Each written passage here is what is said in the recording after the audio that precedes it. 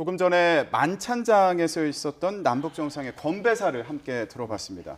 김주환 기자, 먼저 문재인 대통령 건배사 중에서 한 가마 밥 먹은 사람이 한우를 준다 이런 얘기가 있었어요. 사실 제가 그 실향민 2세거든요. 돌아가신 양부모님이 다 한 분은 평안도, 한 분은 함경북도에서 어려서 어머님한테 많이 들던 속담입니다. 이것이 뭐냐면 예전에 하지만 우리가 국을 먹을 때 지금 위생사 한 숟갈 안 넣잖습니까? 이게 사실은 정이 돈독해진다는 민俗학적 의미가 있거든요. 네. 그런데 북계에서는 추운 지방이니까 이렇게 각 개별 난방 개념이 없었죠. 그래서 그 같은 정을 느낀다니까 없는 밥도 같이 나누니까 동병상련을 같이 느낀다라는 부분이에요. 그래서 제가 문재인 대통령 지금 건배에서 굉장히 와닿는데 오영재 시인이라는 말을 썼어요. 오영재 시인은 누구냐면 지금 자꾸 하셨는데 북한의 개관 시인이죠. 6.25 때 월부 가신 분인데 호남 분이신데 그 1995년 2차 이산가족 상봉할 때 서울에 와서 서울을 울음바다로 만들어 놔본 거죠. 늙지 마시라는. 저도 어머님이 돌아가셨습니다만 그 시를 자주 읽는데 어머니 늙지 마시라 내 당신 목까지 한 해에 2회씩 먹으리 해가지고 굉장히 유명한 시인이거든요. 개관시입니다. 그 시인을 인용했다라는 부분이 굉장히 가슴에 와닿고요. 그리고 김정은 위원장은 오늘 빙상의 일각이라는 표현을 참 여러 차례 쓰고 있습니다. 이게 자기가 넘어갔던 분리선이 대통로가 됐다. 그리고 왜 남북이 화해되냐 이유 중에 하나가 언어가 달라지고 있잖아요. 지금 분리선이라는데 우린 잘 못 알아들었잖아요. 예. 그래서 우리말 결의사전도 같이 하자는 거고 그리고 DMZ 부분에 대해서 저는 단순히 여기를 무기를 빼낸다라는 것보다도 거기 전쟁 전에 사람이 살았던 곳입니다. 웃음이 있었던 곳이고요.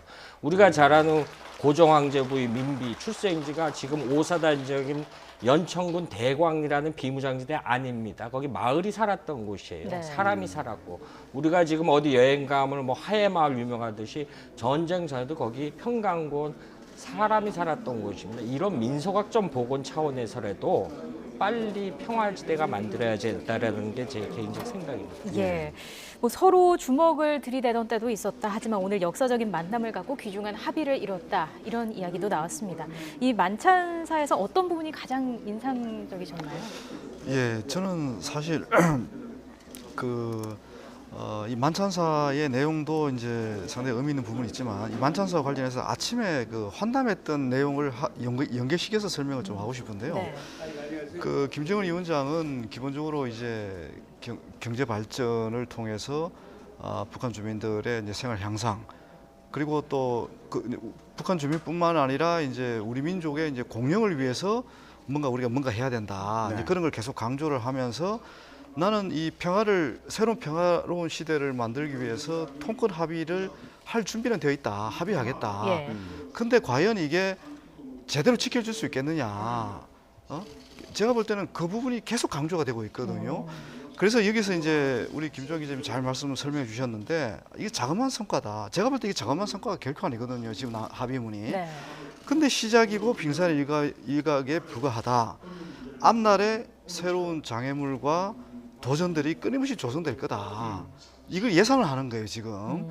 그러니까 오늘 이 합의문을 본인은 분명히 지켜나가겠다. 그 약속을 하고 의지를 강조를 하면서도 과연 이 많은 합의들이 제대로 지켜져서 정말 우리가 지속 가능한 평화를 만들어내고 남북한 주민이 함께 잘 살 수 있는 시대가 과연 올 수 있겠느냐. 그거는 순전히 우리 문재인 대통령과 내가 의지를 함께하고 뜻을 함께해서 앞으로 생길 모든 도전과 장애물을 잘 극복해야 된다. 예.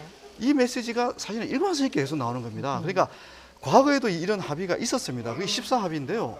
그 14합의도 사실은 파격적인 합의입니다. 네. 예? 그건 아버지 이제 김정일 국방위원장 시절에 나온 거지만 그 합의가 불과 몇 개월 만에 사문화가 돼버렸잖아요. 근데 이번에 그럴 가능성은 없습니다. 왜냐하면 문재인 대통령 임기가 4년이 남아 있어서 긴밀하게 이제 최고 지도자끼리 이제 서로 연락하고 뭐 전화하고 만나고 그러니까 이거는 정상회담의 어떤 형식적인 정례화 수준을 이미 뛰어넘는 겁니다. 그냥 어떻게 뭐 친구사처럼 또는 뭐 이웃처럼 이제 수시로 연락을 하겠다. 이제 그런 걸 통해서 앞으로 이 앞날 이제 다가올 새로운 도전이나 장애물을 극복하겠다. 네. 그 메시지를 보내고 있는 겁니다. 두 분 다 함께 보내는 그 메시지는 이제는 우리는 서로 길동무다. 세상에 둘도 없는 길동무다. 그리고 우리는 서로 친하게 지내겠다 이제. 네. 그래서 이제 미국과의 관계, 특히 비핵화 과정에서 아마 많은 도전들이 분명히 나타날 겁니다. 예. 그래서 우리는 일시적으로 이제 그런 도전들이 야 이거 또 뭐 합의 또 제자리로 돌아가는 거 아니냐, 원점으로 돌아가는 이렇게 우려하실지 모르지만 제가 볼 때는 이번에는 좀 다르다. 바로 이런 양 정상 간의 우위와 우정이 이렇게 동독하게 유지가 된다면 이 궁극적으로 평화협정을 체결해서 꿈과 같은 목표거든요. 평화협정을 체결해서 정말 명시상부한 이제 새로운 평화 시대를 한반도가 열 수 있다. 우리가 세계 국제 한반도의 새로운 질서, 동북아의 새로운 질서, 세계 새로운 질서를 우리는 쓰기 시작한 출발점에 있는 거죠. 예. 지금 임 교수님께서 남북 정상의 건배사에서 좀 공통된 부분을 짚어주셨는데 이런 얘기도 있었습니다. 그 두 정상에게서 우리가 역사의 주인공이다. 남북 문제 주도적인 역할을 하자. 이런 내용이 좀 공통적으로 들어있었던 것으로 보입니다. 양 교수님은 어떻게 들으셨습니까? 그렇죠. 이제 그 말을 북한식으로 하면은 우리 민족끼리 또 우리는 당사자 해결 원칙. 다시 말해서 한반도 문제에 있어서 당사자 해결 원칙 해가지고 우리가 스스로 주도적으로 해나가자. 네. 그런 무대겠죠. 그런데 한반도 문제는 남북한의 문제이면서 국제적인 성격을 지니고 있기 때문에 물론 기본은 남북관계입니다. 그러나 남북관계 외에 할 수 없는 부분이 있기 때문에 그것은 뭐냐니까 국제사회 주변국가 지지했죠. 다시 말해서 핵 평화체제 또 그리고 평화통일 이 부분 다 뭐니까 주변국가 지지와 협조 없으면 어렵단 말이에요. 네. 근데 그건 또 좀 더 감안할 필요 있고 그다음에 이제 이 문재인 대통령이 이제 이 북한 속담을 이야기했죠. 우리 이제 임 박사도 이야기했는데 길동무가 좋으면은 먼 길도 가깝다. 이게 뭐냐면 혼자 걸으면은 멀고 둘이 걸으면 가깝고 셋이 걸으면 더 가깝다. 뭐 이렇게 표현할 수 있고 네. 그다음에 이제 또 이 김정은 위원장도 격식 없이 수시로 전화도 하고 만나겠다. 네. 이것은 결국 뭐냐니까 정상회담의 정례화, 상시 정상회담 가능성 이것 다 염두에 두는 그런 발언 아니겠어요? 예. 이것을 우리가 뭐냐면 속담과 김정은 위원장 이것을 모두 하나 합치면은 결국 이런 해석이 가능하지 않느냐. 우리는 일단 한 배를 탔다. 운명 공동체다. 우리 입장에서는 한반도에서 핵과 전쟁의 두려움이 없는 평화로운 한반도를 만들겠다. 네. 이것은 문재인 대통령의 뜻이 반영되어 있겠죠. 또 김정은 위원장은 최근에 어떻게 했습니까? 병진 노선 종료하고 사회주의 경제 건설을 갖다가 새로운 노선을 채택하겠다. 이것을 여기에 대하면은 남과 북이 좋은 관계를 하고 북미 수교 이래 가지고 북한 주민들 생활 형상이 끌고 그걸 통해 가지고 한반도까지 서로 힘을 합친 대통령. 이 대통령이 되려면 결국은 북한인 주민들의 생활 향상, 경제 건설 이것이 토대에 대하면 갈 수 되는 거 아니겠어요? 네. 이런 것을 다 염두에 두고 한 발언들이 아니겠냐 그런 생각이 듭니다. 네, 이 연장선상에서 말할 수 있을 것 같습니다. 오늘 두 정상은 진심을 다해서 대화를 했다, 마음이 통했다 이런 이야기가 있었는데 결국 이 부분이 이 합의문에 포함이 된 게 아닐까 싶은데요. 예, 맞습니다. 정말 오늘 처음 만나잖아요, 두 정상이. 근데 이제 특히 이제 저는 친교 산책이라고 하나요? 네. 친교 산책. 저는 화면을 봤는데 아주 다정스럽게 이제 얘기를 나눕니다. 사실 저거는 흉내낼 수 없는 표정들이라고 저는 보거든요. 저는 이제 참 문재인 대통령의 장점이죠. 그러니까 소통하고 상대방의 마음을 넘는 그런 어떤 진정성 있는 모습을 보여주는 거. 이제 이런 부분들이 이제 김정은 위원장을 많이 또 감동시킨 거 아닌가 이제 그런 측면에서 또 보고 있고요. 네. 이제 우리 양 교수님 말씀을 참 잘 하셨는데 저도 이제 오랫동안 북한을 연구하면서 이 합의가 앞으로 잘 이행될 것인가를 보는 중요한 관전 포인트가 있는 것이 우리가 이제 과거 1차 정상회담, 2차 정상회담을 보면 남북 간에는 잘 나갔어요. 근데 이제 약간 한미 간에 또 약간의 이제 불협화음이라 그럴까요? 약간의 이견이 존재하면서 결국 주동력을 얻지 못한 경우도 많았거든요. 국내 지지도 중요하지만 결국 이제 한미 관계가 굉장히 중요하잖아요.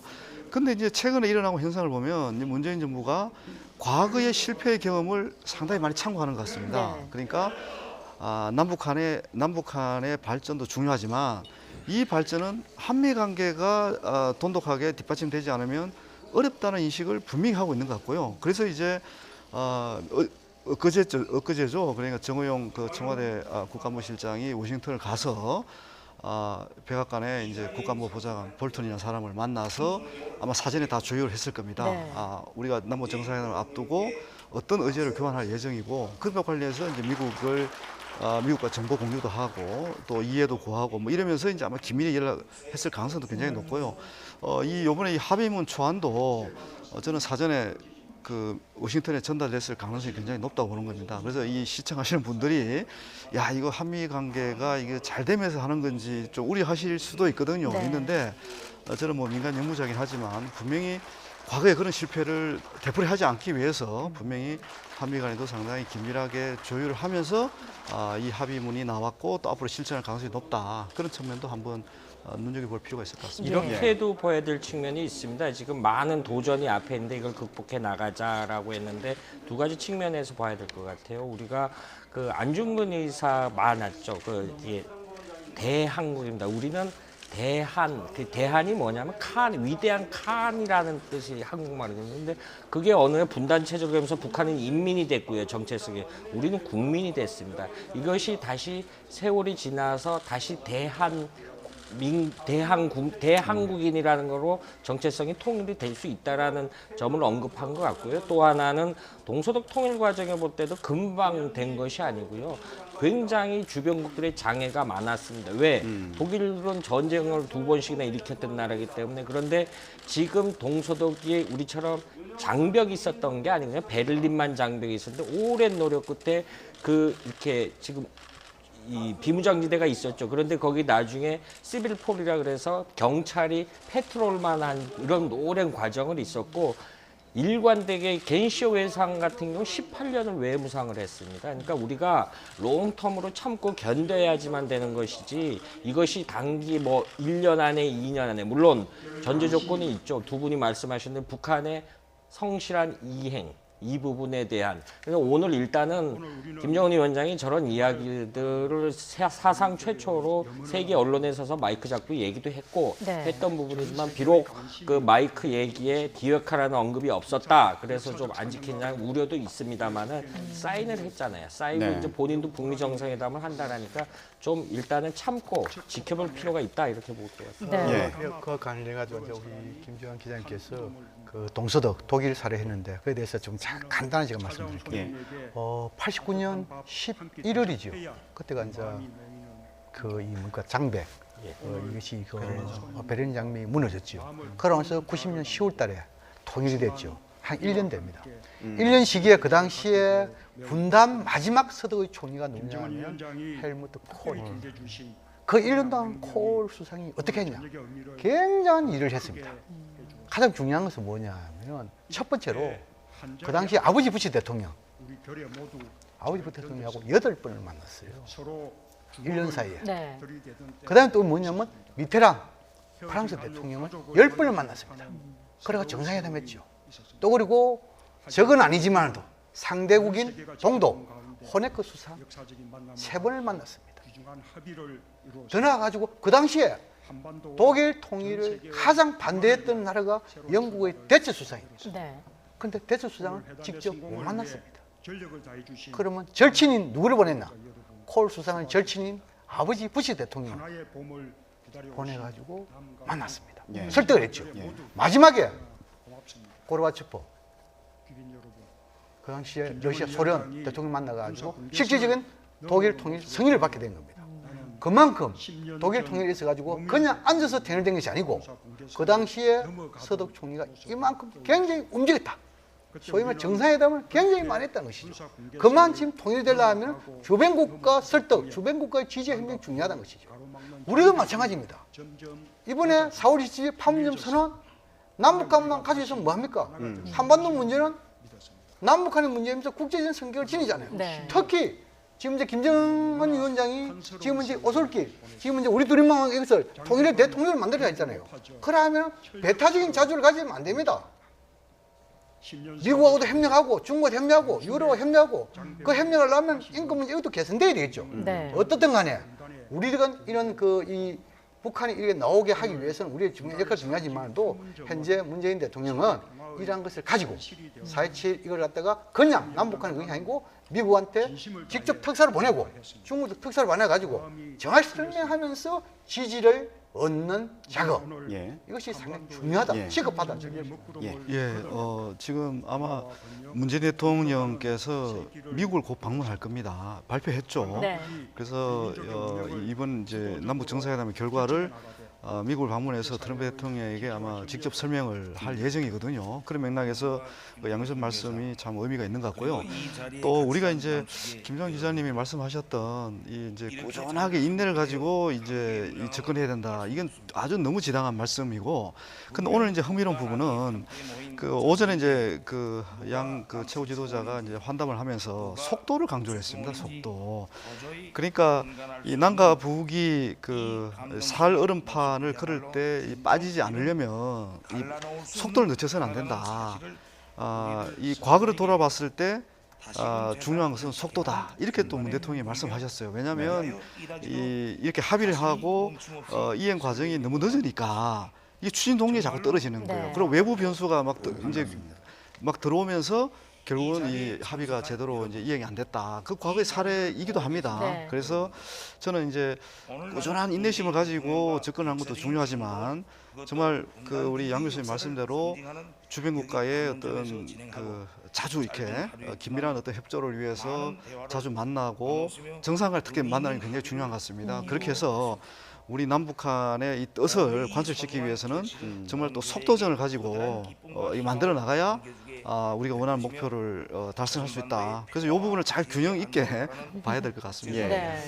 김정은 위원장 같은 경우에도 오늘 합의가 국제사회 지지와 공감을 불러일으킬 것이다 이런 얘기를 했었는데 뭐 미국이라든지 국제사회 관련된 얘기는 저희가 이제 계속 해보기로 하고 여담을 하나 좀 다뤘으면 좋겠는데 아까 문재인 대통령이 이런 얘기도 했더라고요. 김정은 위원장이 가져온 평양냉면이 오늘 저녁의 의미를 크게 해줬다. 이 부분도 인상적이었습니다. 그렇죠. 그 앞서 회담 모두 발언에 만찬장에 음식 얘기가 많이 나오기에 평양냉면은 어렵게 갖고 왔다. 그런데 저도 옥류관 냉면을 먹어봤어요. 예. 먹어봤는데 사실 그 저희 얼굴 모르는 할아버지가 저희 선친께서 을밀대 근처에 사셨다고 그랬거든요. 그래서 예. 왜 옥류관 냉면이 유명하다는 얘기를 많이 듣는데 실제 가서 보니까 그 주변에 우리 쉽게 말해서 오색약수터 같은 옥류천이라는 약수가 있습니다. 예. 예. 그거를 가지고 육수를 만든다라고 해요. 그러니까 대량 처음 맛을 보는 사람 밋밋한데 그런데 사실은